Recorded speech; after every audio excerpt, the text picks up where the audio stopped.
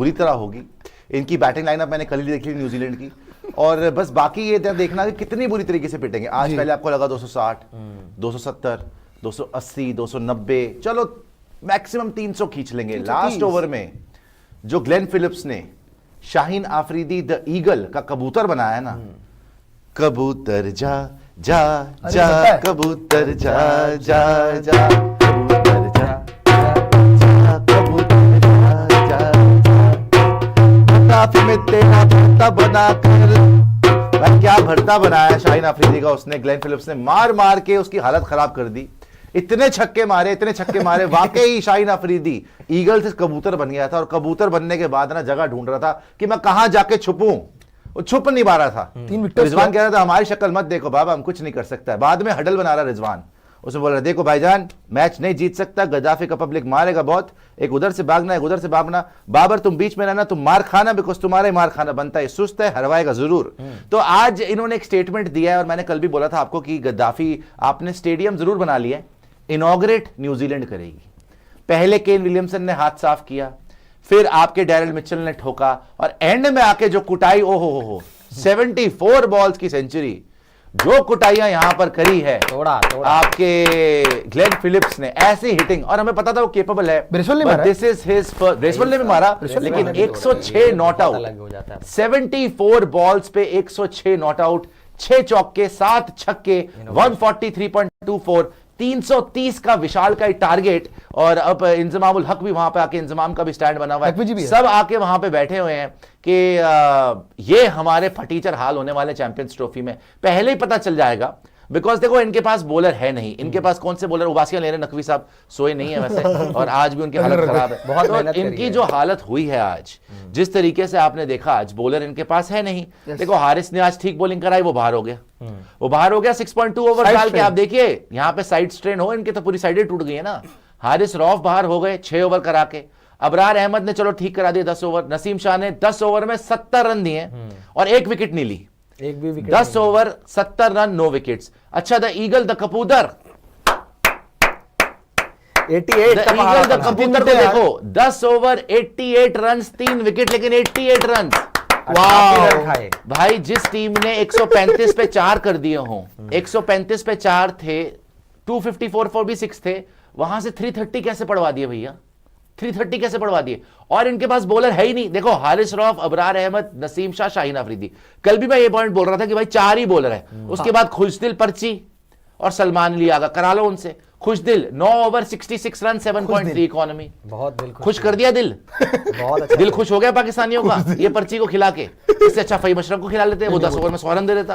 उसके बाद सलमान अली आगा 4.4 31 रन 6.6 भी बच गया। लेकिन सबसे बड़ी कुटाई, अगर आपके सबसे बड़े गुंडे जो आपने बना रखा कि जी हमारी दहशत है, हमारा ये जो है अंडरटेकर है, पता नहीं कहां का मेकर है ये शाहीन आफरीदी, उसी को पेल दिया उसने पकड़ के। और ग्लेन फिलिप्स ने कितने लाजवाब छक्के मारे आप देखिए, एक के बाद एक, back to back sixes. Shaheen कभी इधर देखे, कभी उधर देखे, कभी ऐसे पसीना पहुंचे। ग्लेन फिलिप्स को बोले कि जा यार बेटा बॉल लेके। देखो किसी कोई टाइम था, आपको पता है कि न्यूजीलैंड पे हमेशा हावी रहती थी पाकिस्तान की टीम, और मैंने कल भी बोला था कि भाई ये न्यूजीलैंड जो है आकर इनको झटका दे सकती है पहले मैच में। और ट्राई सीरीज का पहला मैच अगर ये हार गए, ये नॉकआउट ही है, 3 ही मैच है। आज होगा न्यूजीलैंड पाकिस्तान, उसके बाद होगा साउथ अफ्रीका न्यूजीलैंड, उसके बाद पाकिस्तान और साउथ अफ्रीका, और फिर फाइनल होगा। तो जो ये मैच हार जाएगी टीम, उसका बड़ा मुश्किल हो जाएगा फाइनल में जाना। तो अगर पाकिस्तान आज हार जाती है, जो लग तो रहा है कि 330 इनके बस की ना है, देखना अभी उनके पास भी बॉलिंग नहीं है, वैसे उनके पास भी बॉलिंग शॉट है न्यूजीलैंड के लिए, तो उस पर भी बात करेंगे। लेकिन पहले ना क्या होता था कि न्यूजीलैंड घबराती थी पाकिस्तानियों से। पता है आपको कि hey man he'll take my wallet, the chain snatcher, वो भाग जाते थे, डर जाते थे। बट आज डरे नहीं, आज लड़े हैं और एंड तक मारते रहे। And what a beautiful innings bye Glenn Phillips. अब पाकिस्तान की तरफ से मुझे ये देखना है कि बाबर आजम क्या करेंगे। देखो वैसे तो पाकिस्तान हमने 350 पे 350 चेज होते हुए देखा हुआ है पाकिस्तान वर्सेस ऑस्ट्रेलिया। वो भी दिन थे जब इमाम की शायद सेंचुरी थी और साथ में बाबर की भी सेंचुरी थी, और वहां पे आपने फिनिश किया था और आपने चेज कर दिया था। पिच में तो कुछ भी नहीं है, पिच में तो कुछ भी नहीं है, बहुत अच्छी बैटिंग की ट्रैक है यहाँ पर आप, लेकिन शायद न्यूजीलैंड ने टॉस जीत के बैटिंग कराई, तो क्या यहाँ पे ड्यू फैक्टर आएगा, क्या होगा, इनकी बैटिंग में क्या इतना दम है कि 330 रन। देखो शाहीन अफरीदी अगर लास्ट ओवर अच्छा भी कर जाता ना 300 तक रहता, 300 तक चेज ऑन थी, वो भी ज्यादा था, 300 तक नहीं, 300 तक चेज ऑन थी, मगर एक ओवर में अगर आप 26 रन खा जाओगे लास्ट के, तो आपका क्या हाल होगा। कल 2 चौके 2 छक्के, वाइड डबल, मजाक बना के मुझे तो मैथ्यू वेड वाली शहबाज शरीफ ने पता क्या बोला शाहीन अफरीदी को, शाहीन अफरीदी के लिए पहले तो रिजवान को बोला, रिजवान कहाँ हो आप, रिजवान देख रहा है, दिख नहीं रहा है, बाबर देख रहा है, शाहीन आपने फादर इन लॉ की तरह परफॉर्म करना है, शाहीन हंस रहा है। हाँ बोला है यार, बोला है बकवास है यार, आपने भी परफॉर्मेंस, शाहीन आपने फादर इन लॉ की तरह परफॉर्म करना है, शाहीन आपने फादर इन लॉ की तरह परफॉर्म करना है, क्या आपने भी बॉल में चक मारना है, क्या आपने क्या करना है, पता नहीं क्या करना है, बॉल खानी है क्या वहां पे, जैसे शाहिद अफरीदी ने बॉल के अंदर दंदी मार के जो है अपनी I was just smelling the ball, तो अगर वही करना है आपने तो फिर कर लीजिए। अगर वाकई ही शहबाज शरीफ चाहते हैं, शहबाज शरीफ ने बोला है कि शाहीन आपने फादर इन लॉ की तरह परफॉर्म करना है, वो कह रहा है यार ये किसने इसको प्राइम मिनिस्टर बनाया है, बता दो भाई किसने प्राइम मिनिस्टर बनाया है, मैं भी शाहिद अफरीदी की तरह क्या बॉल खाना शुरू कर दूं, चक मारूं बॉल के अंदर, क्या करूं मैं शाहिद अफरीदी की तरह, ये बताओ मुझे। वो पता क्या कर रहा था, बड़ा अजीब बात, जब ये बात बोली गई शाहीन ने अपनी जैकेट ऊपर करी और मुंह करके हंस रहा है, क्या हो रहा है, और क्या जुड़ चुके, शहरों जुड़ चुके हमारे, अरे माय गॉड, ये क्या खाली सड़क पे खाली शहरोज जो है वहां पे खड़े हुए हैं, और सड़क के बीच में खड़े हुए भाई, गाड़ी वाड़ी न लग जाए। अब पहले तो ये बताएं मुझे, ये बहुत बड़ा झटका लग गया है, 330 रन, जहां आपकी टीम को लग रहा था कि 260 270 280 90 बहुत हो जाता, बट पहले ही मैच में 330 रन, बहुत ज्यादा धुलाई हो गई भाई। एंड पे आके ना जरा थोड़ी सी पिटाई वाकई हो गई है, जो कि नहीं होनी चाहिए थी, कवर करना चाहिए था। जैसे ही डैनियल मिचेल आउट हुए उसके बाद तो मुझे लगता था कि पाकिस्तान को मजीद रन नहीं देने चाहिए थे। यही चीज हमेशा से पाकिस्तान के लिए परेशानी रही है, या तो मिडल के अंदर विकेटें नहीं आती, अगर मिडल के अंदर विकेटें आ जाती हैं तो फिर एंड पे आके डेथ बॉलिंग अच्छी नहीं होती। एक तो हारिस रऊफ बाहर गए, उसके बाद पाकिस्तान ने जो पिछले 2 ओवर थे पाकिस्तान के, वहां पे आपने देखा स्पेशली जो सलमान अली आगा है उन्होंने मिडल ओवर्स के अंदर आके काफी ज्यादा विकेटें ली, और पाकिस्तान को एक ऐसे फील हुआ कि जैसे हमारे पास जो स्पिन अटैक है वो पूरा है, हम एक स्पिनर को खिलाएंगे, जो ऑलराउंडर है आपके पास सलमान अली आगा या खुशदिल शाह को डाला तो वो आपकी जो बॉलिंग है स्पिन बॉलिंग डिपार्टमेंट को पूरा कर देंगे। लेकिन आज पहला तजुर्बा वो आपको लगा कि कहीं ना कहीं ये अभी इसमें तो शाहरोज कम से कम 5 बॉलर तो लेके जाने चाहिए ना। मैं कह रहा हूं छठा बॉलर तो चलो खुशदिल हो जाएगा, सलमान अली आगा हो जाएगा, XYZ हो जाएगा, 5 बॉलर भी नहीं लेके जाओगे तो मतलब आप तो डिपेंडेंट हो। 40 ओवर तो डाल लेंगे वो 4, जो हालांकि आज हारिस रऊफ भी बाहर हो गया। पहले तो ये बताओ हारिस रऊफ की क्या अपडेट है भाई, वो बाहर हो गया, उसको साइड स्ट्रेन है, हारिस रऊफ के वाले से अभी कोई, हाँ थोड़ी सी टेक्निकल डिफिकल्टी, और इनको अलग से जोड़ लीजिएगा, नहीं तो हारिस को लेके बताया इन्होंने, ऑलरेडी बता चुके हैं, अलग से जोड़ लीजिएगा। हारिस को लेके इन्होंने ये बताया था कि अभी कोई ऑफिशियल पीसीबी की तरफ से अपडेट नहीं आई है। नहीं खैर, जैसे वो बोल रहे हैं, अभी तो लाइन कट गई, लेकिन खैर वो बोल रहे हैं जैसे कि भाई 4 ओवर 4 बॉलर तो है उनके पास, अब 4 बॉलर उनके पास है। जैसे मैं पूछ रहा हूँ शाहरोज आपसे, हाँ कोई बात नहीं, 4 बॉलर तो आपके पास है, ये 5वां छठा बॉलर है ही नहीं, 5 बॉलर के साथ तो जाओ कम से कम। पाकिस्तान में कब से बॉलिंग की कमी हो गई?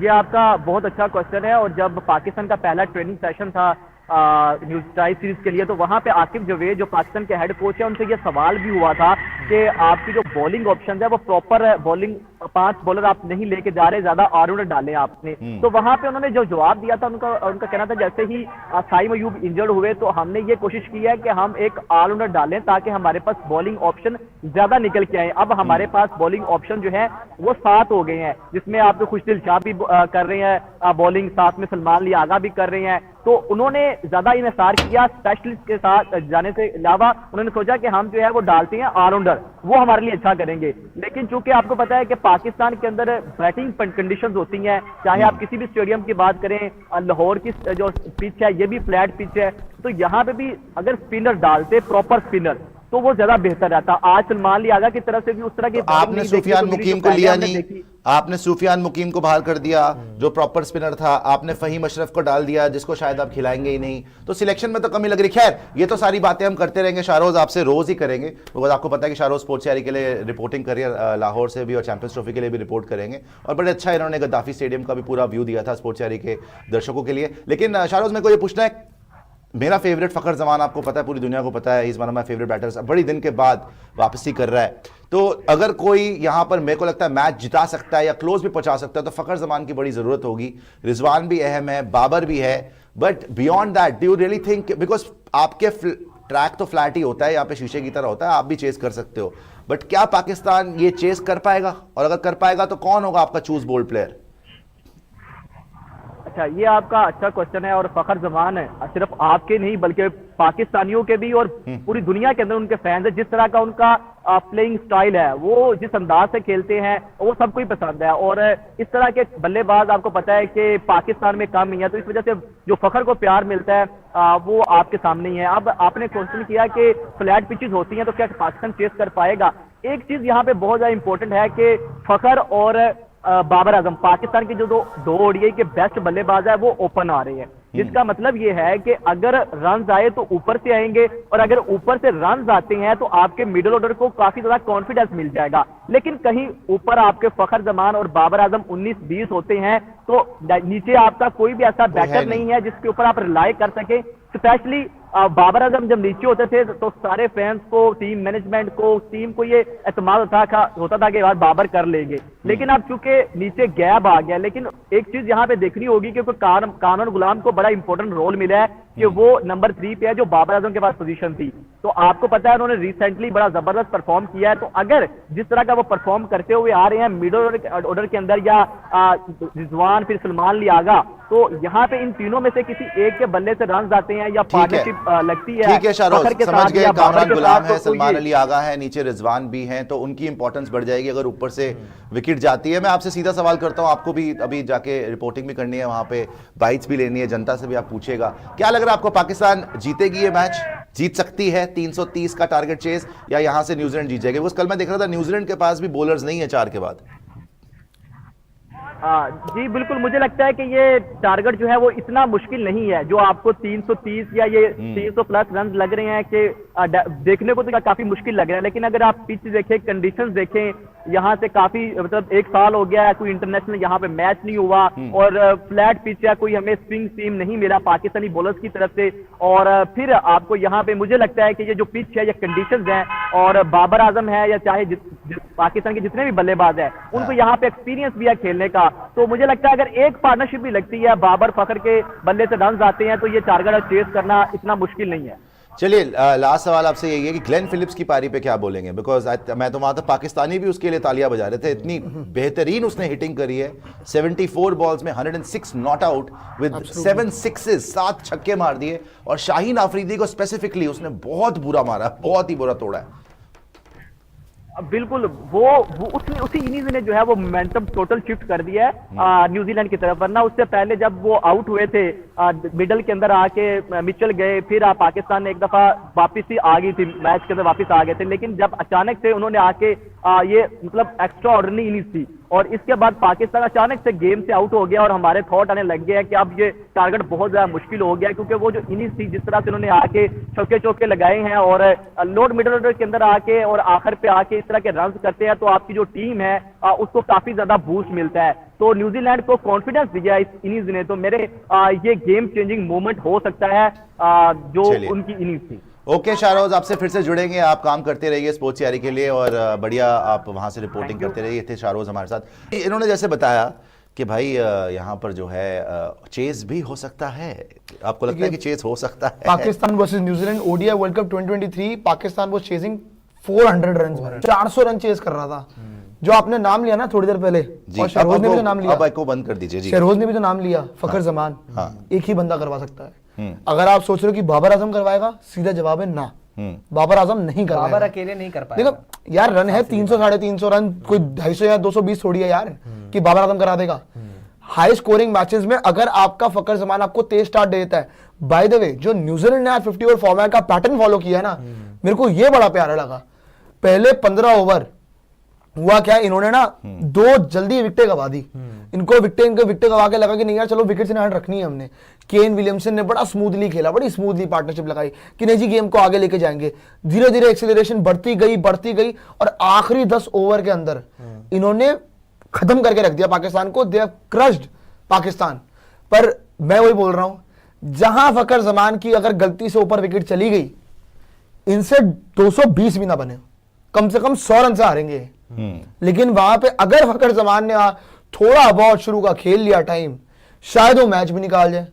और फकर जमान को इनके स्पिनर बड़े पसंद है, स्पेसिफिकली न्यूजीलैंड वाले। बट फकर जमान को स्पिनर पसंद जरूर है, लेकिन इनके एक बड़ा डिफरेंस ये है कि पाकिस्तान के पास जो 5वां बॉलर था वो आगा सलमान और खुशदिल वगैरह बॉलिंग करा रहे थे। न्यूजीलैंड के पास जो 5वां बॉलर रहेगा वो माइकल ब्रेसवेल है, जो प्रॉपर ऑफ स्पिनर है भाई। वो गुड बॉलर, टाइम आज से बॉलिंग नहीं करा रहा, वो काफी टाइम से। इनफैक्ट वो bowling all rounder sort of player है, मतलब बॉलिंग उसका जो है प्राइम रोल रहता है, बाद में बैटिंग से वो एक्स्ट्रा एड ऑन कर देता है, और बैटिंग भी उसकी उतनी जबरदस्त है। सेंटनर हो या माइकल ब्रेसवेल हो, पाकिस्तान के पास एक अबरार अहमद था, उसके अलावा दूसरा कोई स्पिनर नहीं था। इनके पास दोनों ही इफेक्टिव है।